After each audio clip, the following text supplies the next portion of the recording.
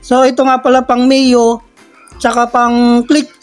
Mio pang click. So umorder tayo ng pang ADB, NMAX tsaka Aerox.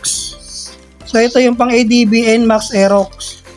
So buksan natin guys kung kasukat nga siya guys ng pang ADB, NMAX, Aerox sa front shock.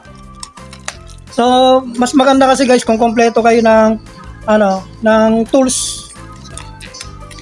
Mahirap kasi pag kulang yung tools natin.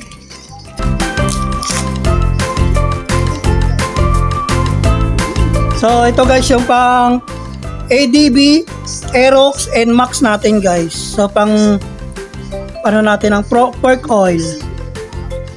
So mas maganda kasi guys na kompleto yung pyesa natin. Tapos ito naman yung in-order natin sa Lazada.